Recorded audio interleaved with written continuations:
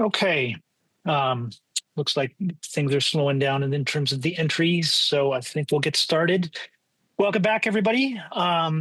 It's been a great meeting so far. Love to see you all. I love how ESIP really does effective, collaborative, and really productive sessions. I mean, I've been very impressed with the sessions that I've been in terms of the session shares, having a plan, really engaging people, having structures so that the engagement is effective and leads to productive outcomes. Y'all are doing great as always.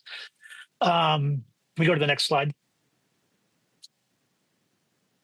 So we mentioned this the first day, and we tried it, and we're going to try it again. So this idea of a birds of a feather coffee break, we're trying to foster, some of that interaction that you get at in-person meetings. Of course, spending a whole day in front of a screen and then going and sitting in front of another screen is maybe not so appealing, but I thought it was really fun. So the idea is you go to this Slido poll. So it's like asking a question, but instead of asking a question, pose a topic, a fun topic. The one I attended the other day was sort of a book club topic, books you like, books you recommend. So I have a whole new list of things I need to check out. But it could also be, something technical or something work related that you want to dive into a little bit more deeply. So throw your topics in there, upvote them as you see fit, and then we will organize those into 5 little coffee breaks that you can join during the break this afternoon to just chat with your friends, new and old. So I hope that makes sense, and love for you all to participate in so much as you feel. Next slide. Okay, so one of the responsibilities and privileges, really, of being the executive director is that you get to invite the plenary speakers to the ESIP meeting.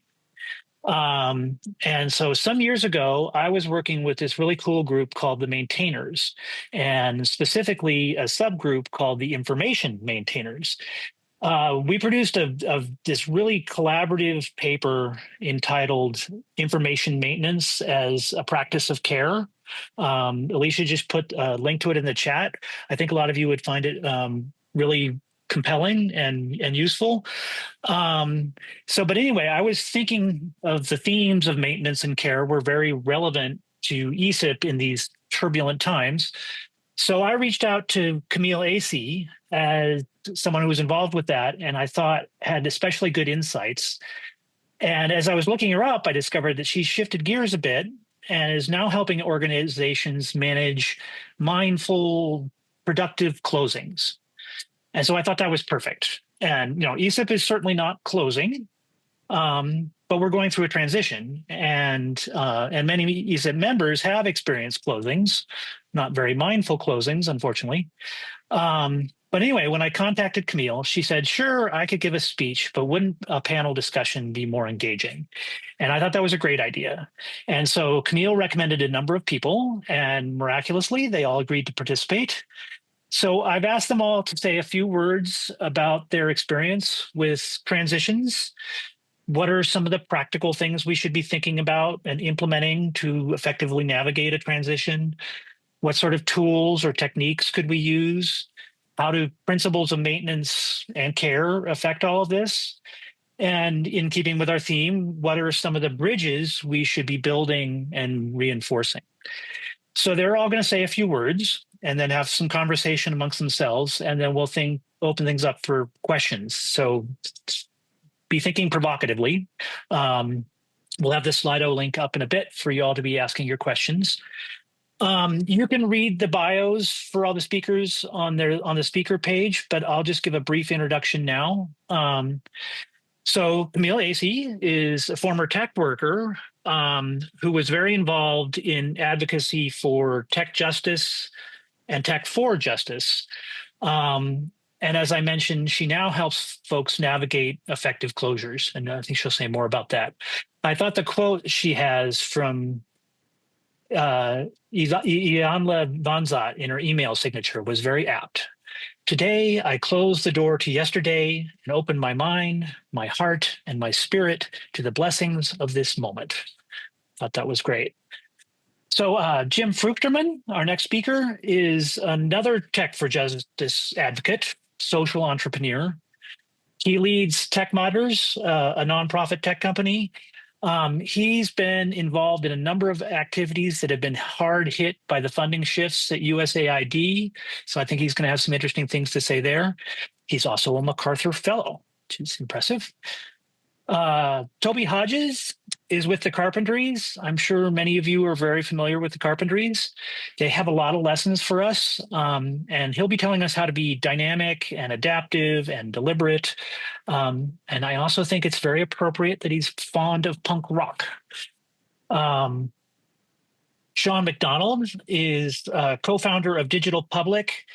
He's an expert in international governance and data governance for the public good. I think he brings a needed legal policy perspective to our discussion. And among other things, he's going to talk about tide pool infrastructures that support social sector initiatives to adapt to different conditions and scales. And I love the tide pool metaphor. It's right up there with the bridges metaphor. And then finally, Jessica Meyerson. Jessica leads Educopia and focuses on information flows and power dynamics. She's managed a number of thoughtful transitions, and she was also a major leader of the maintainers and information maintainers, who I mentioned earlier. She's a friend I've known for a number of years. I'm really glad she's here. And I'm glad that they're all here. So with that, let me turn it over to Camille to start things off. Thanks so much, Mark. Thanks for the invitation. Thanks to the ESIP team. Everybody, excuse my voice. I'm getting over a cold. As Mark mentioned, I run a practice called The Wind Down. It's a consultancy where I'm exploring designing and delivering better organizational and project endings. I define better endings as endings that are proactively communicative, and I'm sure as many of you have been in government and experienced what's been happening over the last couple of years, you've experienced things that have not been well communicated with you. They're also collaborative, commemorative, and whenever possible, celebratory as well. I believe that transitions often represent the end of one thing or many things, and can be the beginning of many others. So I think it's really a valuable inflection point when something is closing or ending, which doesn't always have to mean final. Can mean a staff member leaving, succession of leadership, that sort of thing. But using that as a moment to reflect on where you are and where you want to go, and share those also when you can, share those findings more broadly with your field and continue to seed new ideas, new innovation in that way. I think Mark also mentioned that I'm from the maintainers community, and this work really was born at the intersection of the work I did in open source technology and also community activism. And in 2019, I think it was January 2019, I sent an email to that maintainers mailing list, also a really great community, really active community at the time, just saying, does anybody have protocols for this already? I figured someone else already had protocols, best practices, and they would just tell me exactly what to do with the projects I was on. But it wasn't that simple, and that set me very much in this direction. And I'm excited to speak with the rest of the panelists. I'm so grateful that everybody was willing to have this conversation from the different fields they work in and the different areas of expertise they have around transition and endings. So with that, I will pass it to the next speaker. I look forward to being in dialogue. Great, thanks. I think we'll pass it to Jim now. Sounds great. Thank you. So I'm a nonprofit leader. I run an open source software development shop, and we've been majorly impacted by the funding shifts at USAID and other cuts domestically. For example, our soil identification software project lost 80% of its budget. 40% was USAID, 40% was Department of Ag.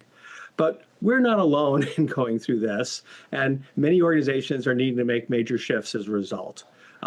Used to be that standing advice in the nonprofit sector was the best possible thing you could do is to come to depend on government for your funding sources, and maybe that's not quite the best advice today.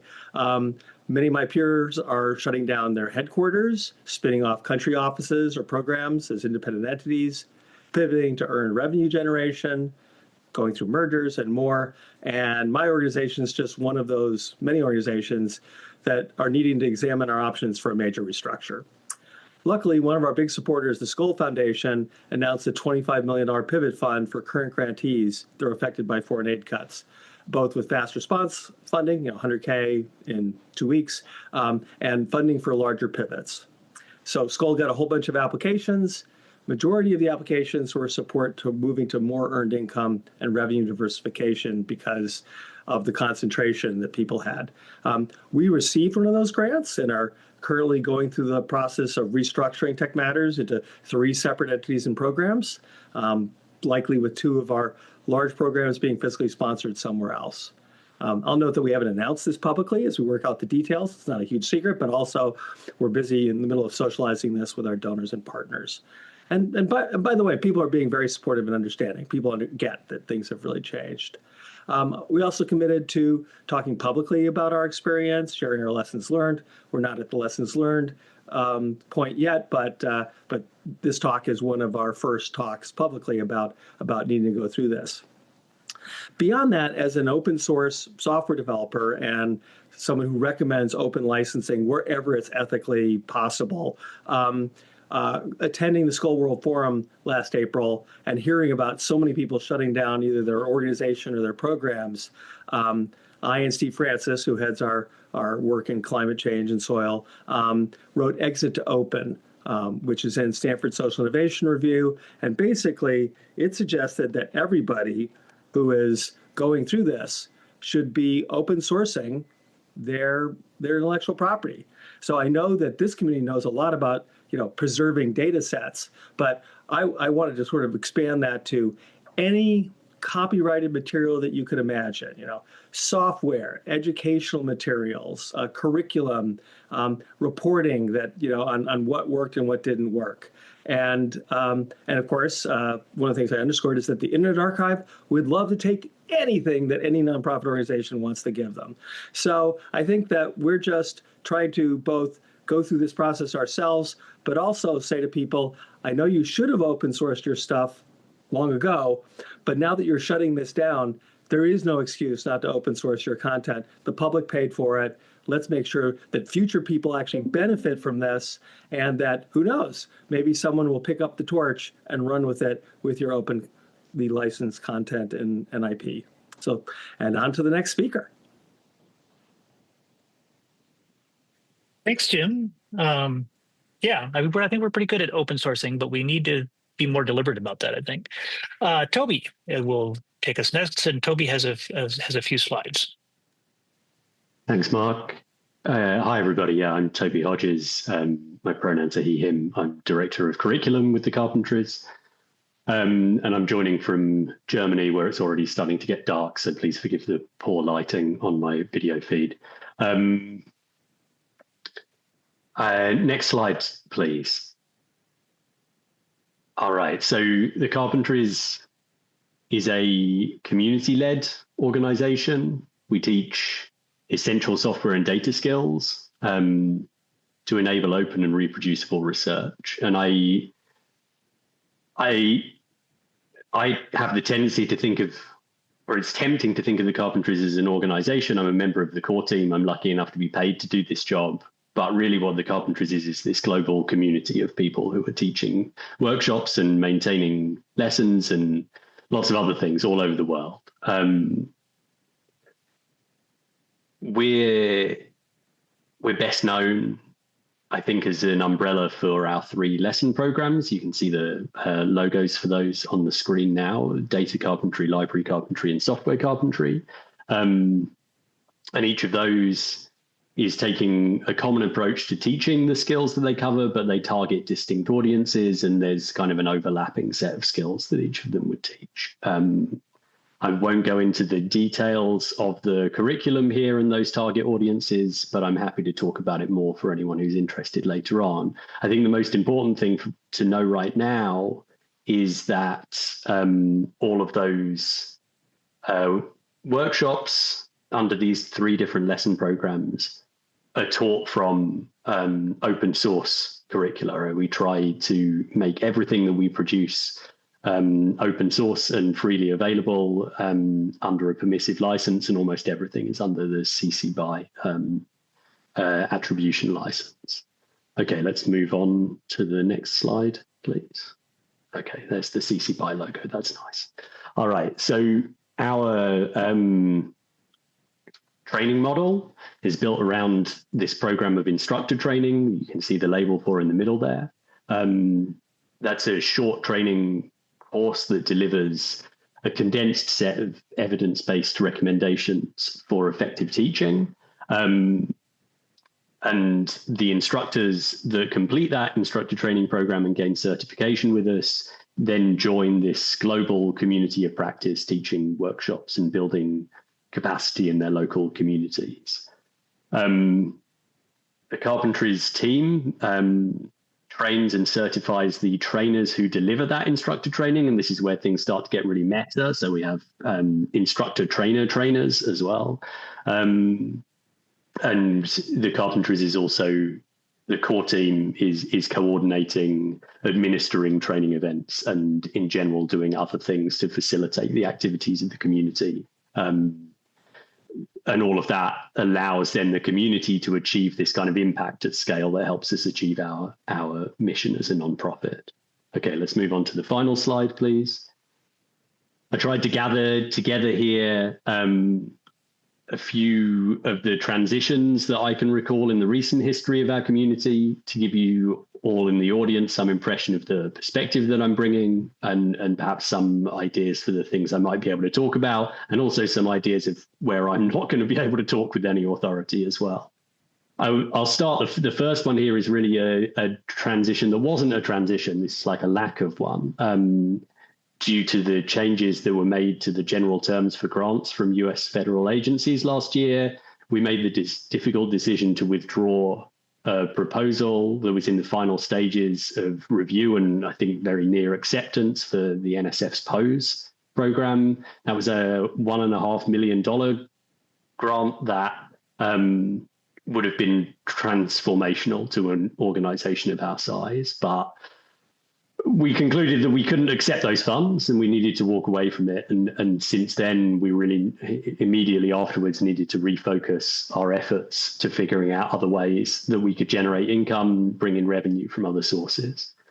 In terms of lesson infrastructure, we migrated more than 200 lessons to a new build infrastructure in recent years, which is a really major operation touching most parts of our community. We're in the process of implementing a new model for organizational subscriptions and partnerships with the Carpentries that's going to diversify our sources of revenue. That's an ongoing transition that we hope will be successful in the coming months. And at the end of 2023, difficult financial circumstances forced our executive team to reduce the size of the core team from 16 people to 9. The layoffs there had a severe impact on the capacity of the team that remained, of course. We also lost many extraordinarily skilled colleagues. I can talk a little bit about how we dealt with that transition and how our community responded to it as well, if that's helpful to folks. And then finally, because we're such a large community of people in volunteer roles, making contributions in lots of different ways, there are small transitions that take place across the community all of the time in governance roles, in maintenance roles, and so on. And I'll try to talk a little bit about steps that we take, documentation we produce and maintain, and so on, to try to ease those transitions and keep things running smoothly. Thanks for listening. Thanks, Toby. Yeah, I see a lot of interesting parallels there with ESIP. And some of you all may know that Alicia Krall, our community director, used to work with the Carpentries, and she brings a lot of carpentry lessons to our work. Okay, we're going to pass it now to Sean. Hello, everyone. So my name is Sean McDonald.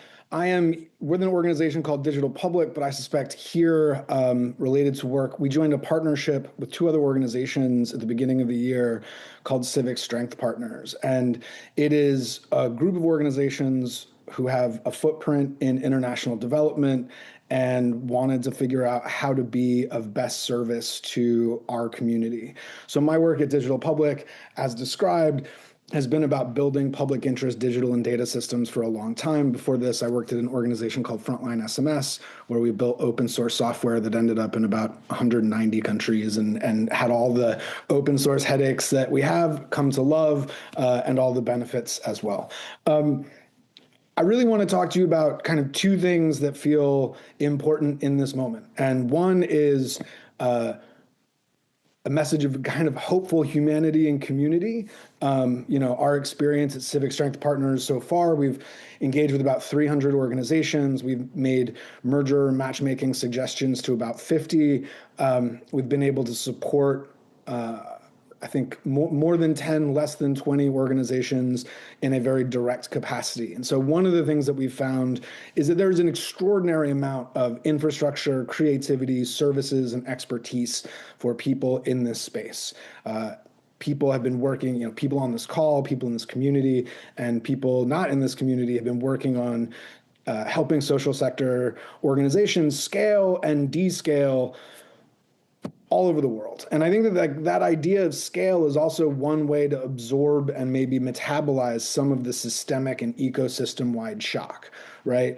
Social sector projects have been increasing in scale and decreasing in scale for as long as they have existed, right? Everything to an extent lives in a life cycle. And I know that there are people on this call who are incredible experts and also evangelists for the idea of thinking through your life cycle, both on day one and holding that purpose and mission close to your heart throughout. And I think that that's maybe the second, and there's a lot of practical ways that this manifests. But most of the projects that we've encountered, most of the organizations that we've encountered have built something to solve a problem or to fill a need or to reach a group of people for a reason. And that reason I know is reductive and obvious in some ways. That reason is a really important part of thinking through. I heard someone talk about diversifying revenue strategies and moving to more user or membership-based models, right? Knowing your common purpose is a very big part of making those models work. And I think, the other big part of this is, the idea of what kind of infrastructures or solutions or resources or help exists. And so one, I just want to put my hand up and say Civic Strength Partners exists, and we exist beyond the field of international development. We are put together a bunch of not a bunch, but we put together philanthropic funding into a pooled fund to support both the mandate, the capacity, and the expertise for social sector organizations going through transition. So if this is something you're considering, something you're struggling with, something if you're not quite sure you're there on, feel free to reach out. I'm going to drop a link to two things, both of which are on the Civic Strength Partners website. One of them is this idea of accompaniment, right? Very few nonprofit organizations or communities of practice or social sector projects in general have the capacity to build in the kind of strategic, constant governance and evolution that is the sort of platinum standard we all want, right? And then what we end up doing very often instead is responding to individual crises. And in this moment, we kind of have the benefit and horror of having lots of crises to react to. And so there's a real cultural moment where people, and I say this as someone who was one of these folks too, it's less about ego and it's less about, did you individually fail when the entire government infrastructure for the support of the space disappears, right? It's probably not just about you. And so you can take that moment and work together with people maybe you used to compete with, people you have differences of opinion with, but people who share some basic sense of that shared purpose together. And that pathway, that recognition of crisis, that recognition of the need to prioritize adaptation, not only strategically, but intentionally. And as Camille said earlier, it's not always comfortable, right? But you end up running out of the space to not have the conversation. And I think that one of the moments that we are unfortunately in 2026. No matter kind of where in the world you are or what you do, there is a conversation to be had about what can and should change. And so that becomes this kind of on-ramp to accompaniment. And that's the first blog post that I put in. And it kind of explains a little bit about what we do, but it also mostly explains kind of the difference between reactive leadership to a particular source of problem and meaningfully engaging with solving that issue, even if it's not inside of your organization. And the second piece, and the piece I was sort of build, I guess, a little bit, is this idea of tide pool infrastructures. And so, I'm from the open source community. I'm a great lover of the open source community. And what I would say is that there are incredible things to learn. It is better than the status quo of practice, and that open sourcing something alone rarely leads to its future success. It's not that it can't or that it won't, but that the work of stewardship, the work of letting people know that something exists, the work of introducing why and how it's valuable are all kind of load-bearing costs and work that go into effective stewardship. In library sciences, and I don't mean to say this to people who are far more expert in this than I am, but it's something I've come to learn and has been really useful for me.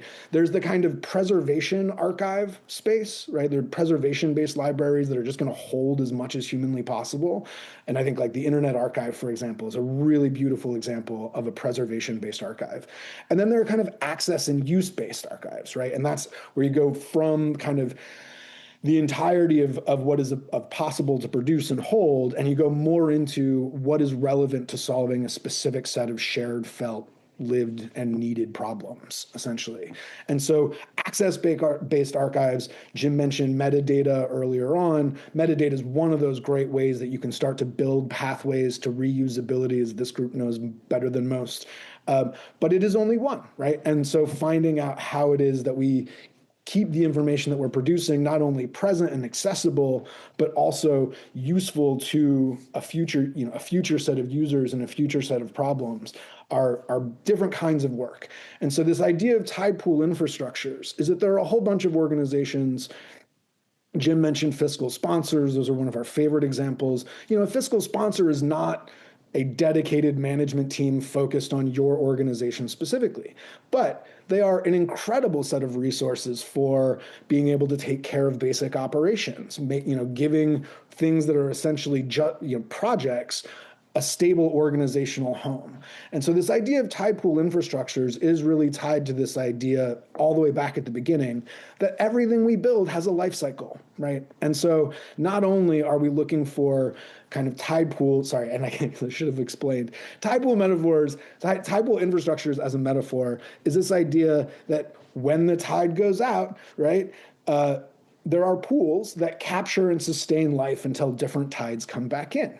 And those ecosystems develop their own character. They don't sustain everything, but they do sustain some things very importantly. And they're not trying to be the tide, right? They're just trying to sustain the pieces that are there. They're just trying to be that little bit of ecosystem to the extent you can ascribe intention to a tide pool. But the point is that, these projects go up and down. We need scalar infrastructure. We need multi-scalar infrastructure in our increasingly digital social sector, and for a whole bunch of good reasons, essentially. And so this idea of tide pools is, what are the common pool areas, resources, infrastructures, service providers, pools of expertise, spaces of volunteerism, membership, and community that can sustain things, not for forever, but sustain things through this moment and are able to essentially be greater than the sum of their parts by responding with that set of shared resources and the intention of not lasting forever and not needing to find a perfect solution or everything, but just enough to get to the next place. And Civic Strength Partners has been not only an opportunity to meet lots of organizations who are both facing that problem, but who are finding really interesting ways to solve it and helping figure out and build new infrastructures that make these pieces of shared purpose, that give these pieces of shared purpose an opportunity to kind of go on to another day. So I will stop there. I'm most excited to talk to you all in here about what specific things you're looking at. Thanks for letting me be here. Thanks, Sean. That was great. Um, so just to throw out to the community, riffing on that tide pool metaphor, I'd be thinking about what our tide pools are in terms of what we're sustaining as um, collaborative efforts. And I want to push on that a bit more in a little bit. But first, let's take it to our last, but certainly not least speaker, Jessica Meyerson. Hi, thank you everyone for having me. So privileged and honored to be part of these ESIP conversations. Again, my name is Jessica Meyerson. I'm one of 3 co-executive directors at Educopia Institute. Educopia is a fiscal sponsor for knowledge communities that is evolving a management commons model of fiscal sponsorship, to Sean's tide pool metaphor. We pursue research questions related to knowledge equity, and we consult with organizations and groups on questions of capacity building, sustainability, transition, digital infrastructure, governance, and more. So today, I'm going to share both the conceptual framework around transitions that Educopia has developed based on its lived experience of accompanying, to use Sean's evocation there, different groups of different sizes through major transitions. And it's critical for me to state as we begin that really a key premise of Educopia's transition work, as has been articulated by my fellow panelists, is that deliberate transitions are not just about reacting to crisis and managing logistics, which is how we often orient towards them. They're openings or vehicles for redistributing power, for realigning with our core values, and for co-creating new possibilities. So next slide. And as I mentioned, Educopia has developed this transition matrix. I'm going to put a few links into the chat that y'all can access at your leisure, and we'll make sure, I believe they're also linked in the slides. So I'm going to give a quick overview of the transition matrix. It really uplifts 3 key facets of transitions together and combines them as a wayfinding tool. So if you find your way to the actual transition matrix, which is a Google Doc, you'll notice that it has 2 tabs. So in that first tab, what we're doing is we're mapping 6 different transition types or pathways. Within Educopia, we think about transition types as the destination of the transition process. So this is where we land. This could look like sunsetting, to a lot of the work that Camille is helping to accompany groups through, but also mergers, which have been mentioned several times, or just core infrastructure partnerships, which are shy of a merger, but often involve shared governance and shared resourcing, or strategic redirection, which was mentioned by Toby. So the second tab actually takes these, or I should say, the first tab takes all of these 6 different transition types, and it maps them against what Educopia calls the 5 organizational growth areas. So these are different key facets of organizational activity and development, and you can find these discussed and defined in more detail in our community cultivation framework, which I also linked to in the chat.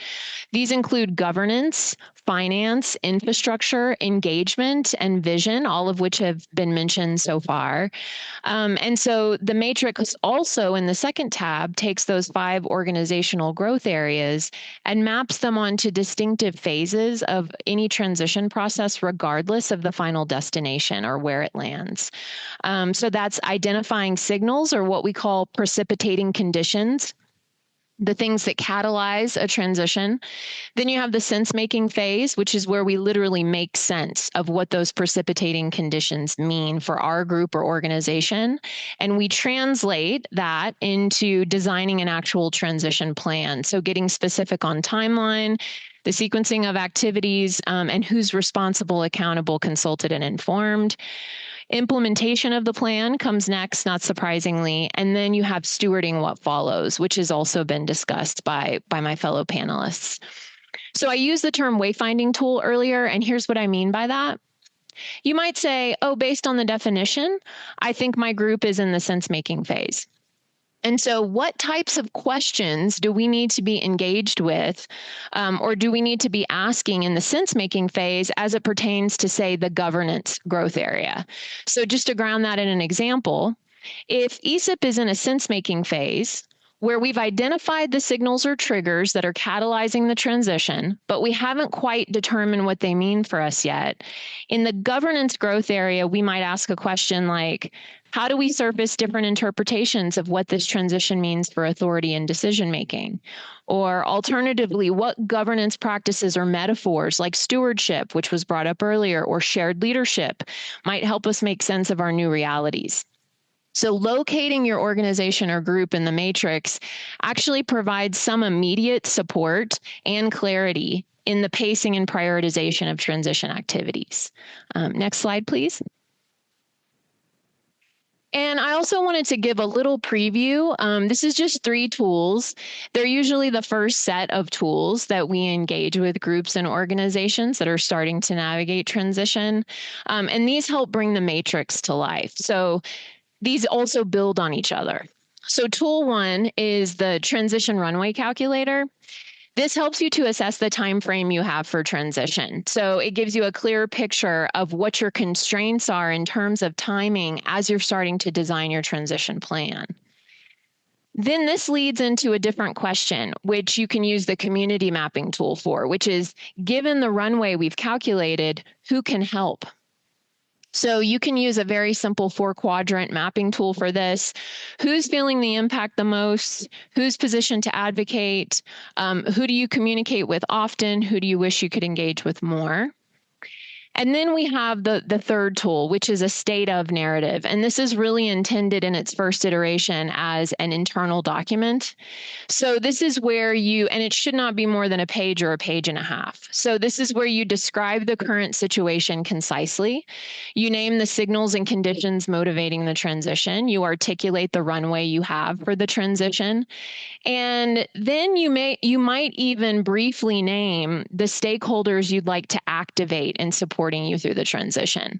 But then you can take this document and you can create different iterations or different modalities of it for different stakeholder audiences depending on their call to action. So a concrete example would be you could create a derivative or an iteration on your state of narrative that looks like a funder pitch deck, where you can go to a program officer you might have met at a conference or have a relationship with and say, hey, this is the current situation and we're requesting X amount in bridge funding to cover this transition work or to cover one-time costs associated with our specific transition pathway, or maybe just to approve a no-cost extension, so effectively extending the runway. So together, these tools do something really important, collectively, all 3 of them. And they provide a grounded shared reality. And shared reality is really critical, as you all know, as a geographically distributed community of practice, really critical for mobilizing a distributed community of stakeholders, each of which hold a different level of context and information about what's going on. And also the results of using these 3 tools together can often preliminarily start to point the compass towards the 2 or 3 most probable or feasible pathways, transition pathways, which then you could start to develop out scenarios for. So you can compare and contrast pros and cons and start to narrow in on what is most likely. Next slide.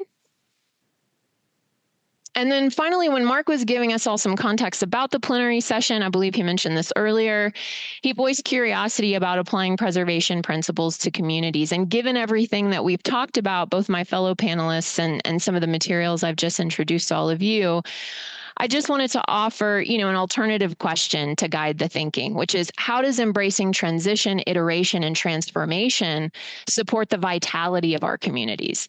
Because the shift from preservation thinking to iteration thinking, it changes how you make decisions. You're, instead of, say, an orientation towards protecting something meaningful and precious, but maybe brittle and fragile that needs to be fixed in place and time, you're really tending to something living that needs to evolve to stay healthy.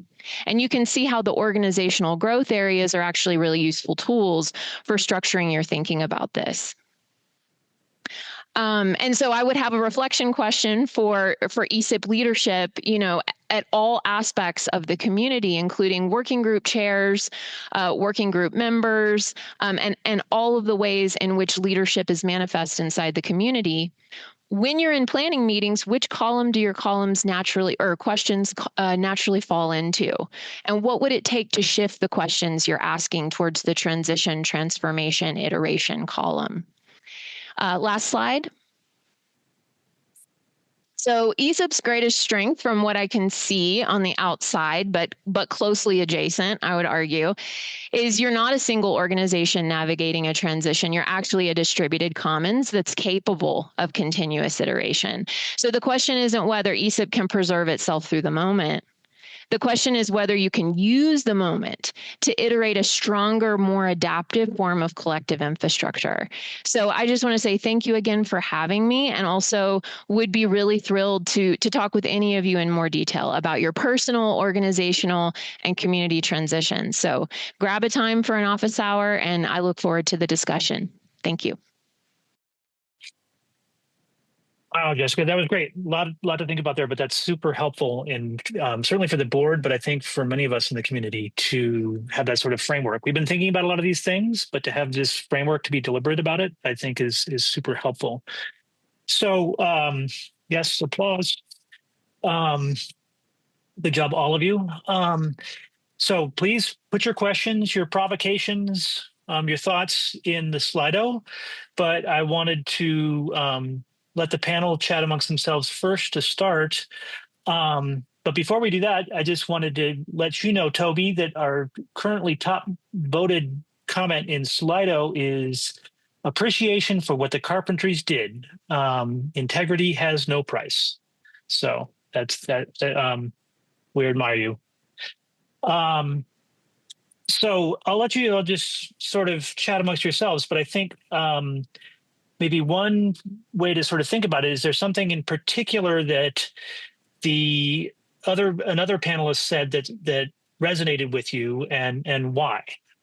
And I'm just going to let it go free form. So yeah, go ahead, Jessica.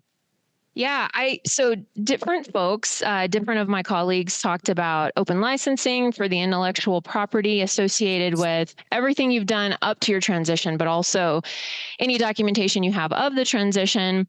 Toby alluded to this as well, about that knowledge loss and relational infrastructure loss in terms of the core team. Sean, Camille have all talked about this. And so I just wanted to say there's kind of two things going on. We're talking about preservation and accessibility pertaining to what's being composted from the transition. But there's also thinking in public in real time. So I just wanted to ask each of my panelists about that. You know, the difference between not just sort of publishing periodic polished deliverables that tell kind of a monolithic narrative about what's going on, but thinking in public and bringing in different perspectives, sort of felt experiences of the transition into broader conversation, and how that shows up in each of y'all's work. That's tough. Who wants to take that? I mean, I guess I'll talk a little bit about, I keep a blog and I try and be very frank and pithy about kind of how I'm thinking about things and topics that come up. I don't have as much time to write as much as I'd like, but I have a backlog of things that I want to write about as they come up. And I also write a newsletter. And so things that come up in that way, one of the things that came up recently for me was this idea of whether like endings need to be solemn, or whether there's joy and laughter and things that can happen there. That came from talking to someone who'd visited their friend in hospice care. So I'm in the year and moving forward, I do want to.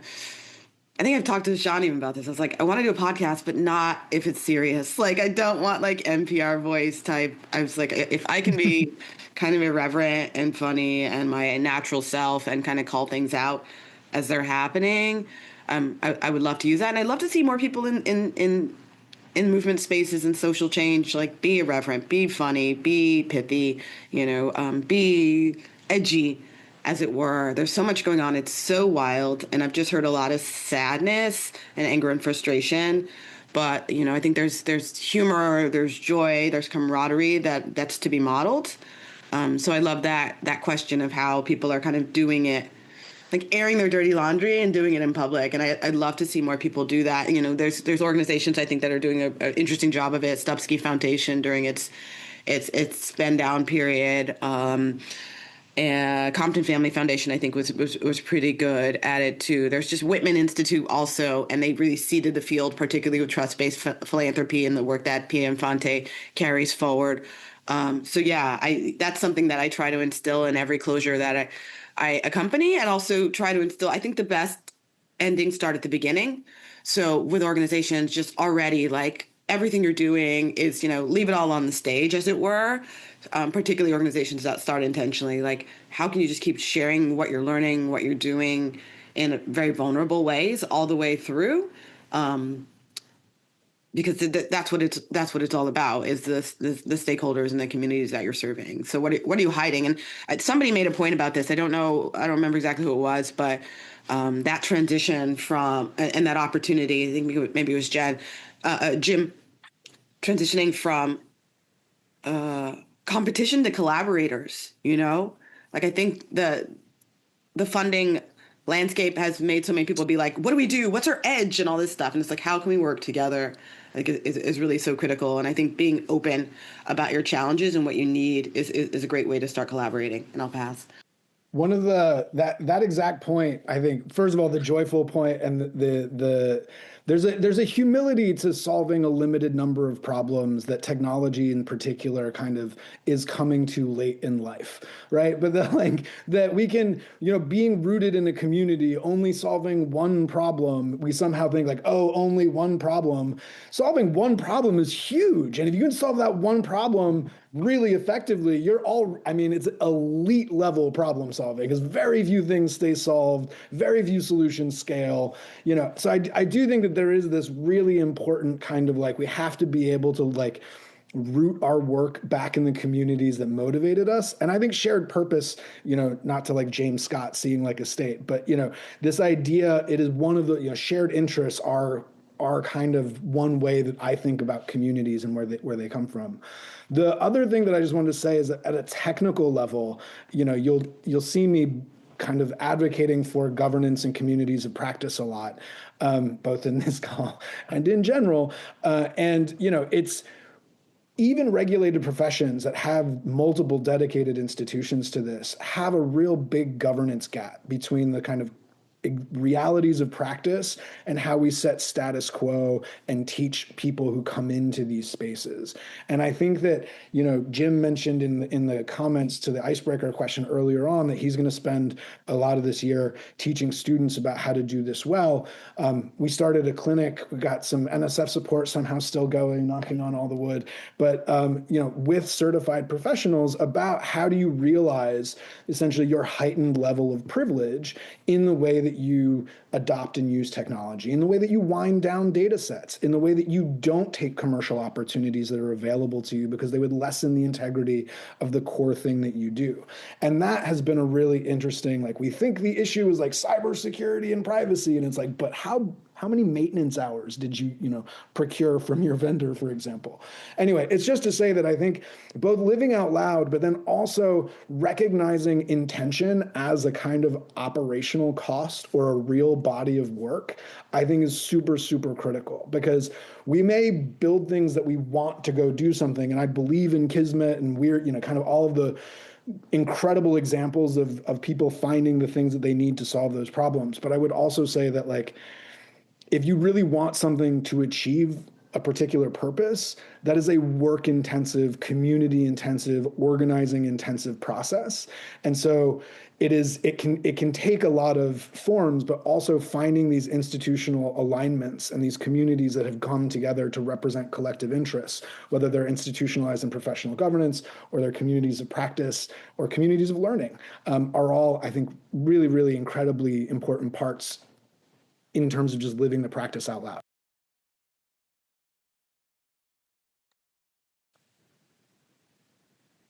Anybody else want to weigh in? I don't know. Are we ready to go to some of the questions in the last few minutes? Yeah. I had one for one of the questions in the Slido, which was a transition. Oh, I didn't realize y'all could see this Slido. Okay, cool. Well, I followed the link, I'm kind of technical sometimes, you know. But anyway, one of the questions was when was a transition that went from negative to positive, and I'm going to pick up a very famous transition in the social enterprise space where there was this spectacular nonprofit led by a very charismatic founder that raised like over $10 million, and they were failing. They didn't go anywhere. And I was one of the co-founders of a much more sort of like association, community-based organization. And they said, will you please take this turkey and merge it out of existence? And we want you to hire that charismatic executive director. And we're like, oh God. And they said, no, we're going to give you the money for it. And so, spare us the embarrassment, because sometimes sparing funders embarrassment from a failure actually is a powerful motivator for getting some money. Anyway, so this guy came on board, and he lasted 3 years and was a phenomenal fundraiser for our association. So it wasn't our expectation, but we just felt really lucky. And I think it was a win-win thing in the end. Our association became much stronger because associations are terrible at fundraising, by and large. And the donors could just, like 3 years later, it was like that thing, it just disappeared seamlessly. So that's my story.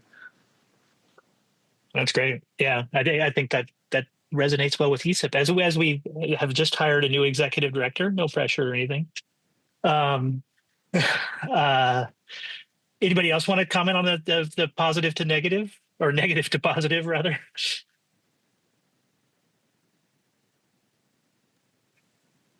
I guess I'll go. I mean, I focus a lot on, naturally on endings and things like that. And I'm always keen to see the afterlife of spaces and organizations. And two that I covered in my newsletter recently, there's a case in North Carolina of a former inmate who has purchased the decommissioned prison and is going to be using it as a rehabilitation facility for people who are coming out of prison. So I think that's really pretty exciting. And then Wells College was in upstate New York, and it shut down last year, and it's now been purchased by a Native American Educational Institute, and they're going to be turning it into not just a university or some sort of learning institution, but also housing and a community space.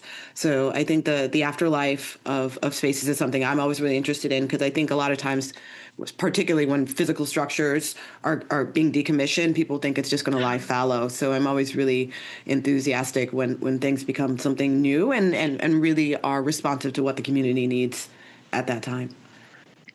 Wow. I'm sorry. Who was I interrupting? Nobody. Okay. Y'all let me know.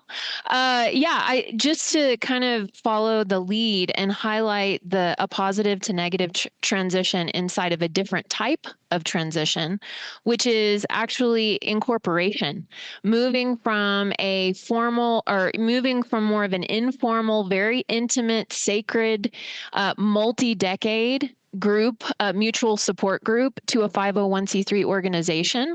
We're seeing less of those instances right now, but this is relatively recent in the last 2 years. And understandably, this group had been together for so long. There was a lot of concern about what the impact of formalization was going to have on the intimate, sacred space of mutual support that had been in place, and had really, the legacy of that was what had motivated the desire to incorporate. And so now we're 2 years into that transition, and it's really been interesting in the course of the multiple axes of this, which is developing a board and understanding the fiduciary and strategic responsibilities of the board relative to the staff and the committees, and developing skills and capacity within those committees and officer roles to really be able to shape the strategic direction of the organization, but also be able to say, what is the day-to-day versus what is our high-level oversight responsibility, and to refactor a lot of the relationships inside of the group. And so that all of that is to say, as that has developed, I think all of the board members members, which are most of which are founding members of the collective, are really excited about all of the things that the container of the 501c3 will enable them to do, and have gotten so much positive traction, both in terms of funders and broader like intergenerational audiences to come and learn from the model that they've built over the last 38 years. So I want to offer that up. And then there are a couple of bonus slides that Alicia has in the slide deck that speak to some of the things that were coming up previously and are related to this, which there are dimensions of transition outside of the logistical dimension. There are identity or self and identity, which is the emotional dimension. We have the relational dimension, which is really where we get into the interpersonal, and refactoring those relationships typically happens inside of any transition. And then we have the temporal dimension. And so the amount of time that we take, which Sean spoke to do it intentionally, is going to take more time. Really thinking about how time shifts how we experience transitions. So those are just, a few things that I wanted to say in response to that. So I think this next question relates to that, and it's the top voted question. I think it's something that a lot of us are thinking about: is how can those of us who are not in decision making positions at our organizations help aid these transitions? And Toby, go ahead. Document things, I guess, is the main thing. Document what you're doing and start with the things that are absolutely essential. But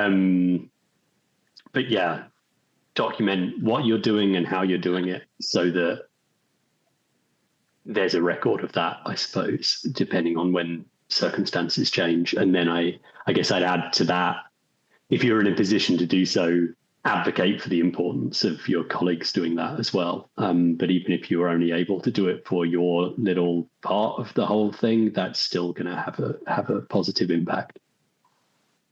Yeah, that's great. And so this community should be very good at documentation.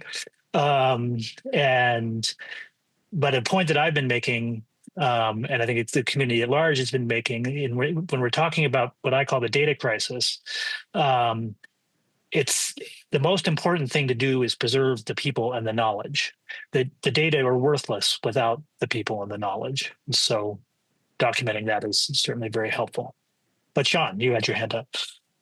Yeah, I a little bit wanted to tie this to the last thing, and also something that Jessica said, which is that because we are all people and passionate about the work that we do to an extent, I think it's easy to feel like the negative and positive kind of characterizations are where we start. And I would just really I think it's so healing to be thinking about scale as a more neutral territory. So one example of a not negative or negative kind of not negative is that when I was at Frontline, we developed one core piece of technology. And then what we found was that was fine for people who were great at programming. But for people who were like doctors or lawyers or ran radio stations, they needed a different kind of interface and they needed a slightly different set of tools. So we built branches specifically designed for and hired people who were incredible advocates and leaders in those spaces to champion that technology. And of course, we did, we unfortunately succeeded. They all went on to do really cool work. And what we found is that trying to maintain a common core was not a scalable solution. And so what we ended up doing was spinning a bunch of them out. And some of them went on and are continuing to run exactly. Medic continues to do truly incredible work around the world without any of its leading team or initial team, and still just has gone on from success to success to success. And other projects didn't, and that was okay too. Those weren't negatives. Those were places where we were testing ideas about how particular models worked, and people very passionate, very clear-eyed, strong leaders did that work, but it wasn't because they were failures that, radio stations don't make money from every text message that you send them. And so I think that, they're finding the places where you're able to have the conversation, not about you're right, you're wrong. It's some of it is that, of course, but some of it is just about framing things in terms of like, boy, the operating costs for keeping all of these lines of business afloat are really starting to have kind of core impacts. And like, how would we solve that problem? And I think, finding it in being part of a life cycle when you're in an ecosystem that acknowledges a life cycle can be a really powerful thing. You can say, oh, we're getting indicators that these things are changing or that this thing is breaking. And it's not because this person is bad at their job. It's because success or something else in the environment is changing, and it's valuable to adjust how we scale our response to that. So, I mean, there are negatives and positives, and I certainly, obviously different people have different amounts of authority in terms of how you get the whole of the collective into a place. But I would just offer that I think a lot of that to the extent that one can, the shared vulnerability, pairing the shared vulnerability that I heard Jessica and Camille talking about with a certain amount of like, boy, it's hot today. This, something ambient in the atmosphere has changed. Do you notice this as well? And being able to engage with it in a structural, we shouldn't ignore it at a very minimum, right? Can be a way into some of those conversations that is not as leadership, not as seniority or sort of authority requiring. Yeah. Camille, go ahead. Yeah, this is a great question. One of the sayings we have in open source, right? It's like many eyes makes all bugs shallow. So I think like people being able to keep an eye out and an eye around the corner about potential challenges with any transition is really helpful. I think people know what they know. Sometimes in a large organization, information gets siloed. So I think saying, hey, we're transitioning and like this project might go unmaintained as a result of this transition, or we need to make sure we alert this particular partner if we're not going to be doing this, or if we're going to be doing this differently.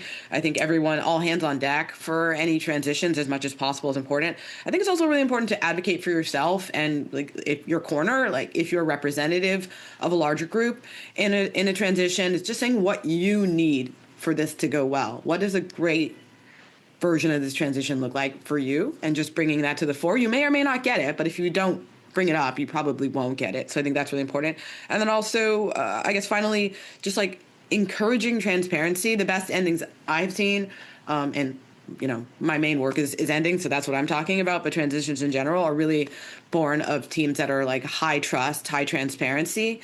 So as much as you can get transparency around what's going on and on a timely fashion, I think it lends itself to a good transition. So I think just advocacy, as was brought up earlier, is really critical in making a transition go well, regardless of whether you're in leadership or not. Yeah. Okay. I think following on this, because I think this relates to what some of you just said, any advice on navigating team dynamics during points of transition? In other words, how do you navigate a transition if your leadership does not agree? Because I definitely think that some of our community are experiencing that.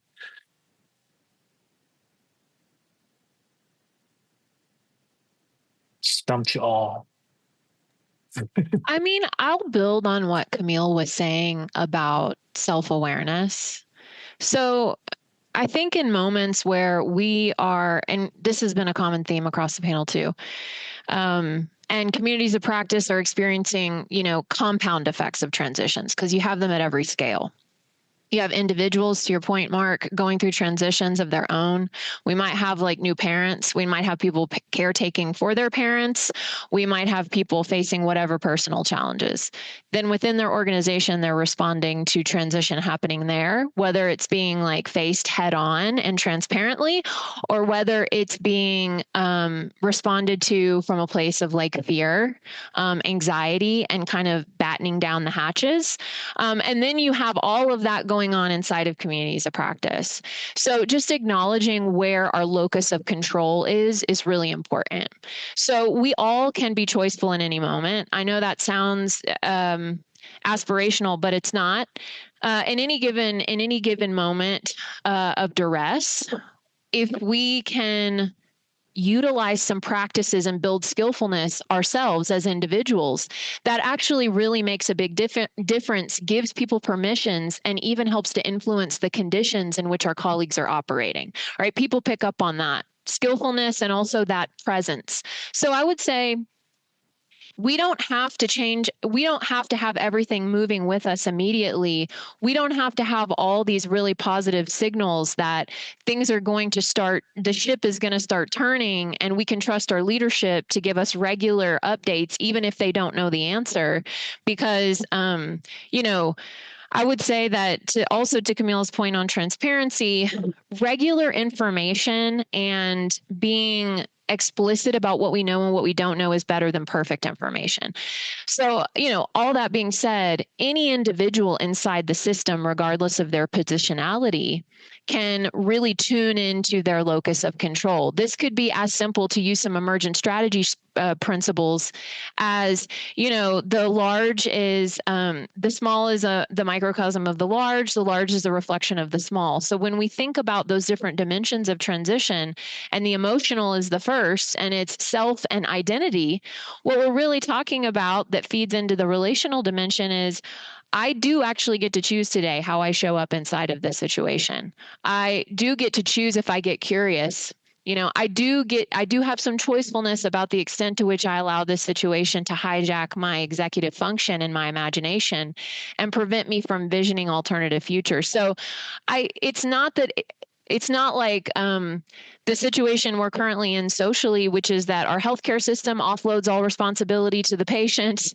And oftentimes the maintenance and management of a lot of the outcomes of the platforms we use are our responsibility as users. It's not following that same logic or inheriting that logic, but it is to say that we all have choice and agency inside every moment. So I do want to encourage people to lean into finding their locus of control, because that will root you and that will allow you to navigate inside of situations in which you do not have control over other scales of decision making. Great. Go ahead, Toby. I'll let Jim go ahead of me. I think I've spoken more recently than he has. We need to hear more, Toby. Come on. Okay. Practically within the Carpentries team, at least, first I should take a step back. First of all, I've got, I think, no good news for somebody who is trying to navigate a transition where their leadership can't agree, only because all the advice that I can give are things that are like practices that if you adopt them now, they will help for a transition in the future. And so for that, one of the things that's really helped us within the Carpentries team is we've adopted this MOCA framework for decision making, which I'll share a link to in the chat. But this describes, for any given decision or a category of decisions, at least, who is the manager, the owner of the decision, who should be consulted, who might help with getting to a decision associated with that, and who approves it, who has the kind of responsibility to give the final sign off on any of these key decisions.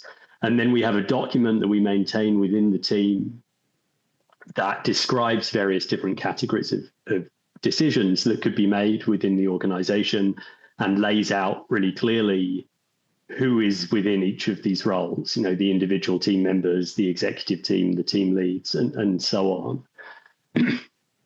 And we return to this document fairly often, and it helps to diffuse exactly these kinds of situations that are being described here, I think. That, combined with kind of high trust within the organization, of course, as well, which is a culture that everybody in the team works very hard to sustain. I think that these things really, really help. On the community level, with our volunteers in community roles, we try to establish governance structures that provide the same kind of power and responsibility to people to make decisions. But I will say, I think it is harder when you've got that distributed global community. Excuse me.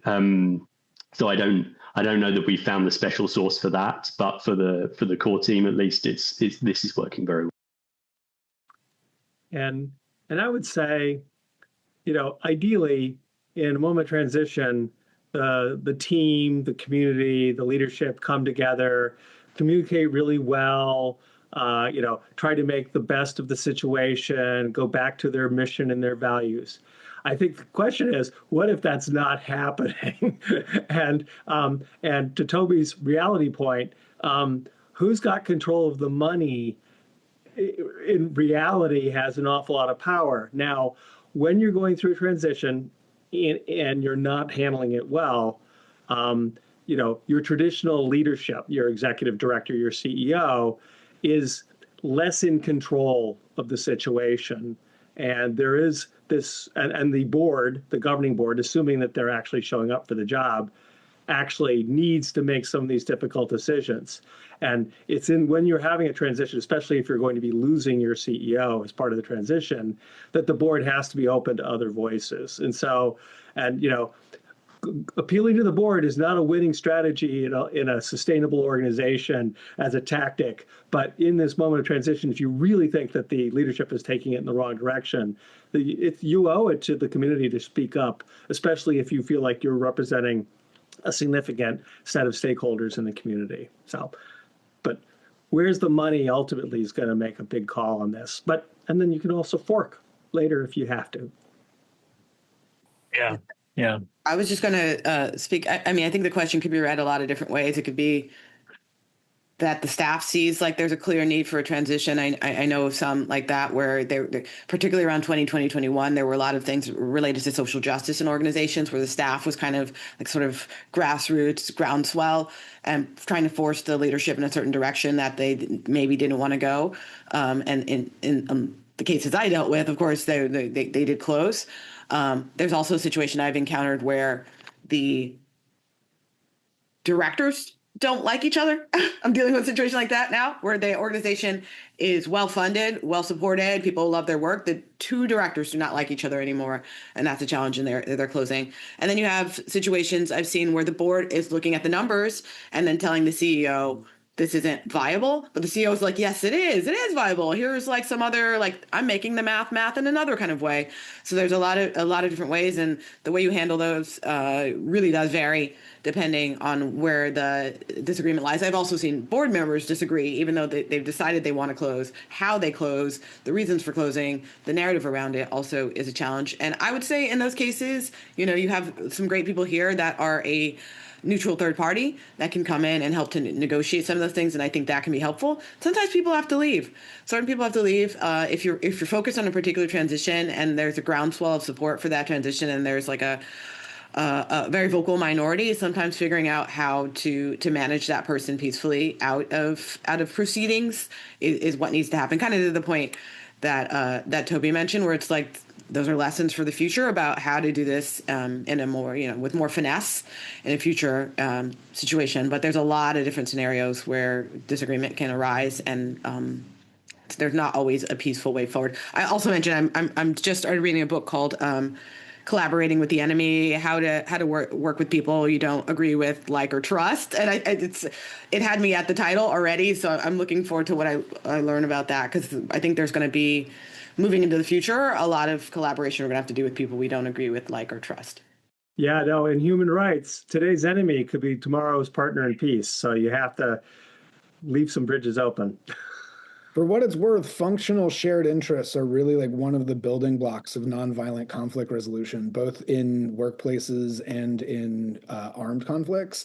And so, even warring states tend to have to, work on science together and food safety and things that everybody needs to live. So figuring out what those are for your organization and being able to sort of speak to them and work, have a framing of those shared interests when you speak to management may make it easier to have some of those conversations.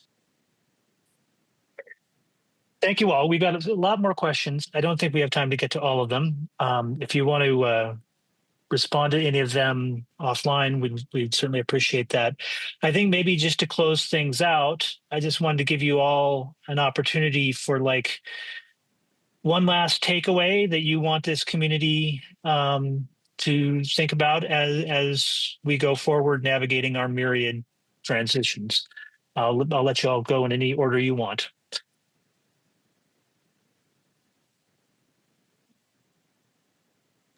I'll get out of the way. I would just say that Civic Strength Partners is a real thing that is very concerned about the kinds of problems that, or the kinds of transitions, changes in scale that not only ESIP specifically, but that other organizations like ESIP are navigating. We're encountering this the shape of this problem exists across the sort of public interest data production space, whether it's in this field or others. And so the structural approaches to it and the needs for on-ramps, connections, bridges, communities, and engagement are all very, very real.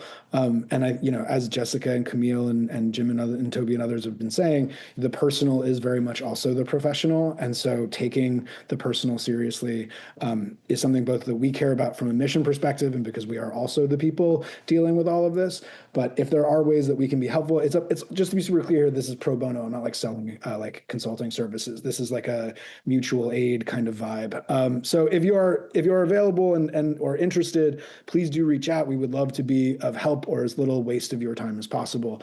But also just to say that I think, to echo something Mark said, I think maybe in the preparation for this, like these scale changes are horrible in a lot of ways, and can be, but there is a lot of hope to touching grass in your shared purpose and regrounding what it is that you do and why in a specific set of problems, communities, solutions, and contexts. And so, it's not always fun, but I will say that the experience of working with so many organizations struggling right now has left me kind of wildly inspired by how much passion and energy and creativity and opportunity there can be when we find the right way forward. And so I just to say that it is worth the work of doing it intentionally. And I would just encourage and offer as much help as we possibly can to the people here who are on that path. Great. Thanks very much, Sean. That's really appreciated. Anybody else? Yeah, I'll quickly pick up from Sean's and say there's a phrase, and just like the Kinevin framework or the VUCA framework that y'all might be familiar with, what types of leadership are appropriate for what level of complexity. This too is drawn from the military industrial complex, but it's slow is smooth and smooth is fast. So when we are talking about deliberation, which Sean has talked about, and each of us have sort of talked about what it takes to do things well when it comes to transition, really think about that, because there are moments, it's not like you can just, you have infinite amount of time to make things happen or to respond to the present moment. But when you start to get that interpersonal friction, when you start to feel the tension in your body, that is a moment where it is worth it to slow and pause and to slow down and to name what's actually happening, and to invite people to name how they're experiencing things. Because sometimes just naming the discomfort, naming what is shifting for them internally is all that is required. An acknowledgement of the impact of the transition on them as individuals or on smaller constellations of the larger group, in order to smooth out and move on, because that is a part of the human experience of these things. So yeah, slow is smooth and smooth is fast. And I too am very hopeful from the interactions that we've had in accompanying organizations that it is in these moments, believe it or not, as has been said, where real creativity and sometimes even innovation emerges. So yeah, there's a lot to potentially look forward to. I like that, Jessica. Yeah, slow down to speed up. Anybody else have any final thoughts? I would just throw in, technical people and social sector nonprofit leaders, we're really good at solving problems without enough resources given the constraints that we're facing. And like Sean, I feel like 90% of the organizations I'm running through are like making the best of a terrible situation, doing it with humor and humanity. And I am also inspired by how we're going to figure it out and do the best we can. And, the world is going to get better someday. Camille, Toby, any last thoughts? Toby looked like he was still thinking, maybe. I don't know. Yeah, I don't know. I think it's important also to just think about the sort of the longer arc of change in general. Um, the tagline for my newsletter is something along the lines of like decoupling this like tight relationship between impact and longevity. So I think some efforts do take a long time and need to exist in perpetuity. Other things are shorter.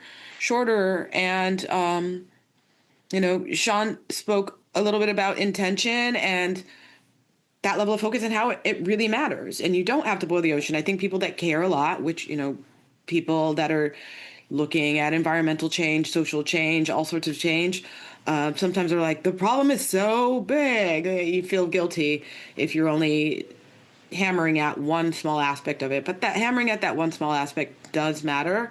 And you may not be around to see the fruits of the work that you've done, but it still matters, and the length of it is not what gives it value. It's those relationships, and those small shifts that matter more than anything. So I think holding tight to any one body, any one organizational name, any one institutional form is it's they're saying let go or be dragged sometimes. So I think there's an importance in showing some looseness and some ability to let go, but holding really tight to the things that matter most to you. So that's what I'll share. That's great. Thanks, Camille. Very wise. I've shared a response to one of the questions from the Slido in the chat because I had something that I wanted to add there. But then more generally, taking what Camille just mentioned about the relationships that formed, I take comfort in knowing that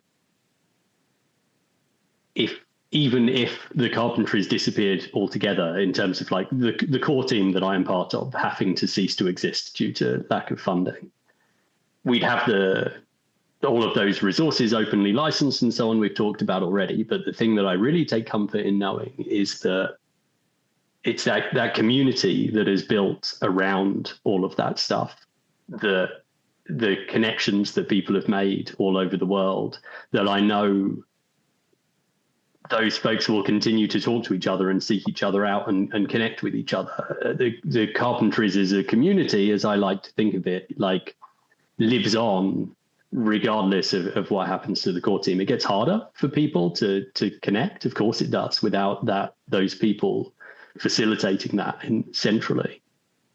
But they'll still do it because they've made really meaningful connections with each other. And I would be excited to see what they all go on to do next, whether they keep trying to do what they were doing anyway with the carpentries without us there, or whether they put that time and energy into some cool, exciting new project instead, I think that's awesome, Toby. That's an excellent way to end, because I think that's how ESIP feels about itself as well. We're definitely a very strong community, and it's really built around those relationships, and those relationships exist regardless of organizational structure.